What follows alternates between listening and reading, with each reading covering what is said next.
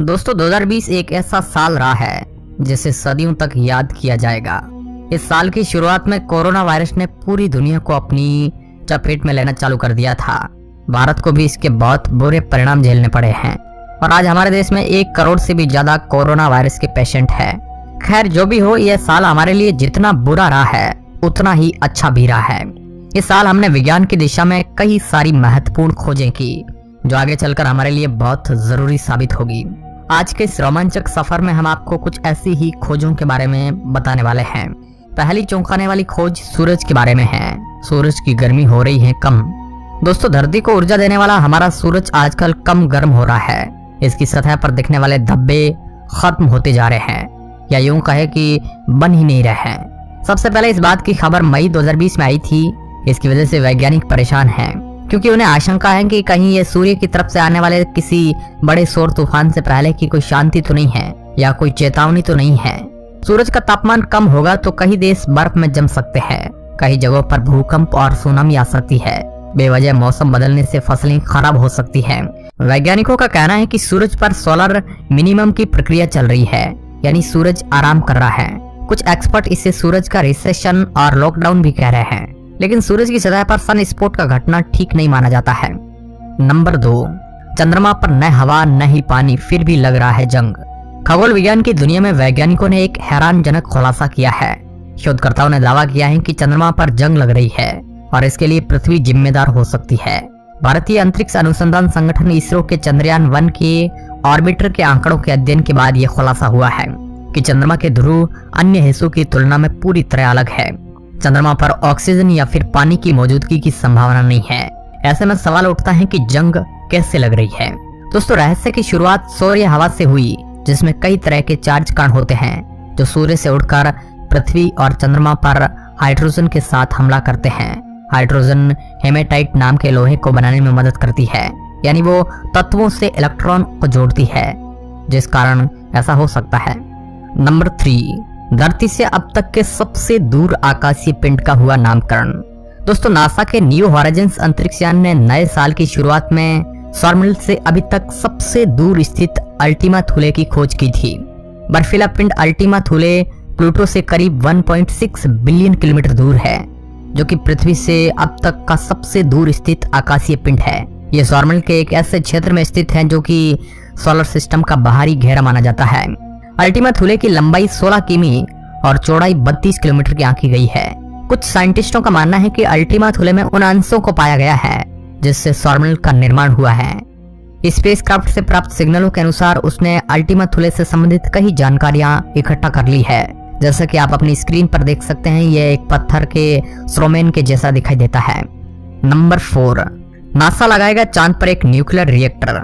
दोस्तों नासा यानी national aeronautics and space administration, इसे दुनिया की सबसे आधुनिक और सबसे बड़ी स्पेस एजेंसी कहते हैं।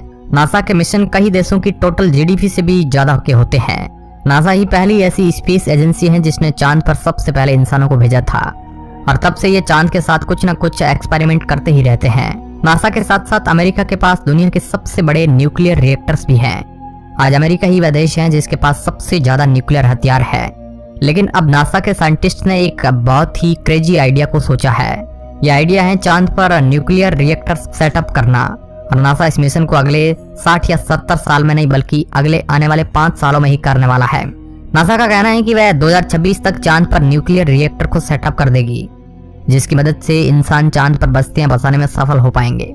चौथे नंबर की खोज है हबल टेलीस्कोप के 30 साल। दोस्तों पहली बार शेयर की गई है अंतरिक्ष के 30 रत्नों की अनदेखी तस्वीरें। अनंत अंतरिक्ष अपने अंदर कई रहस्यों को समेटे हुए है। इन्हीं रहस्यों को पता लगाने के लिए अमेरिकी अंतरिक्ष एजेंसी नासा ने 30 साल पहले हबल टेलीस्कोप को अंतरिक्ष में भेजा था। 2020 में हबल टेलीस्कोप को अंतरिक्ष में तस्वीरें लेते हुए 30 साल हो चुके हैं। इस मौके पर उसने हमारे साथ अंतरिक्ष की 30 सबसे अच्छी तस्वीरों को साझा किया है। इसमें कई सारी आकाशगंगाओं और तारामंडल की तस्वीरें शामिल है। चलिए 5वीं खोज की ओर बढ़ते हैं, जो है हेलियोपोज की खोज। दोस्तों नासा के ट्विन वॉयेजर स्पेसक्राफ्ट ने एक बहुत ही चौंकाने वाली खोज इसी साल की थी। इस खोज में यह पता चला कि हमारा सौरमंडल एक बबल जैसे दिखने वाली किसी चीज के अंदर बंद है, जिसे वैज्ञानिक कहते हैं हेलियोपोज। स्पेसक्राफ्ट ने ही इस बात की तस्वीरें भेजी कि सौरमंडल के बाहरी किनारों पर एक प्लाज्मा की दीवार जैसी कोई चीज है। जो बाहर से आने वाली कॉस्मिक रेंज से हमारे सौरमंडल को बचाती है। असल में ये हमारे लिए अभी तो बहुत अच्छी है, लेकिन जब हम अपने सौरमंडल से बाहर निकलकर कहीं और जाने की कोशिश करेंगे तो यह हमारे लिए दिक्कत का कारण बन सकती है। नंबर 6 पर है सूर्य पर आई सुनामी। दोस्तों, नासा के पार्कर सोलर प्रोब ने यह खोज करके हमें जानकारी दी है कि सूर्य के इक्वेटर वाले एरिया में सोलर सुनामी चल रही है। इनकी गति 300 मीटर प्रति सेकंड होती है और यह 1 से 2 हफ्ते तक लगातार सूर्य की सतह पर चलती है। ज्यादातर इन सोलर सुनामीज को 1 दशक में ही एक बार देखा जाता है, जब सूर्य की मैग्नेटिक फील्ड में कुछ बदलाव आता है या वे आपस में टकराती है, तब ऐसे दृश्य देखने को मिलते हैं। वैज्ञानिकों के द्वारा ऐसी किसी घटना को टर्मिनेटर इवेंट कहा जाता है। नंबर 7, वैज्ञानिकों को मिले कुछ अजीब सिग्नल। अमेरिकी वैज्ञानिकों को अंतरिक्ष में किसी बुद्धिमान एलियन सभ्यता के होने के पुख्ता प्रमाण मिले हैं। अब आप पूछेंगे कि आखिर इसका सबूत क्या है। आपको बता दें कि अमेरिकी वैज्ञानिकों ने अंतरिक्ष में मौजूद किसी बुद्धिमान एलियन सभ्यता द्वारा भेजे गए करोड़ों सिग्नल को खोजा है। साइंटिस्टों का मानना है कि हमारी टेक्नोलॉजी के अनुसार ये सिग्नल अंतरिक्ष से आ रहे हैं। हालांकि हमारी वर्तमान टेक्नोलॉजी उन सिग्नलों को कितना समझ पाती है, उसे डिकोड कर पाती है, इसे जानने में अभी समय लगेगा। कई साइंटिस्टों का तो ये भी मानना है कि ये किसी एलियन सभ्यता से नहीं बल्कि किसी सुपरनोवा से आने वाले सिग्नल है। चलिए 8वीं खोज की ओर बढ़ते हैं। दोस्तों, इसको खोज तो नहीं कह सकते हैं, ये वैज्ञानिकों के लिए एक परेशानी है, क्योंकि ढह गया अंतरिक्ष के खतरों से आगाह करने वाला एक बड़ा टेलीस्कोप। ये बात दोस्तों कुछ ही दिन पहले की है। इस वक्त विज्ञान जगत के लोग सदमे में हैं, क्योंकि उन्होंने एक ऐसी चीज को खो दिया जिससे वे एक जगह बैठकर ही खगोलीय रहस्यों के बारे में जानकारी हासिल कर लेते थे। दरअसल ये बात हो रही है विशालकाय टेलीस्कोप अरेसीबो की, जो कि 1 दिसंबर को पूरी तरह से ढह गया था।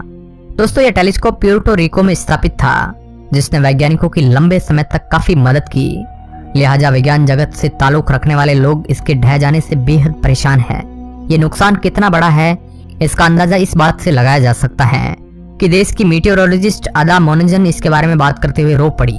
नंबर 9 की ओर बढ़ते हैं। अंतरिक्ष में मिले तेल के समुद्र। दोस्तों, हमारी पृथ्वी पर पानी कैसे आया, ये बहुत ही बड़ी मिस्ट्री है। वैज्ञानिकों के मुताबिक कुछ उल्का पिंडों ने हमारी धरती पर पानी के समुद्रों का निर्माण किया। वैसे ही अभी तक वैज्ञानिक मानते थे कि हमारी पृथ्वी पर तेल का निर्माण मरे हुए जानवरों और पेड़ पौधों की वजह से होता था, जो एक जटिल प्रक्रिया के अंतर्गत आता है। लेकिन 2020 में हमें यह पता चला कि अंतरिक्ष में भी तेल के समुद्र मौजूद है।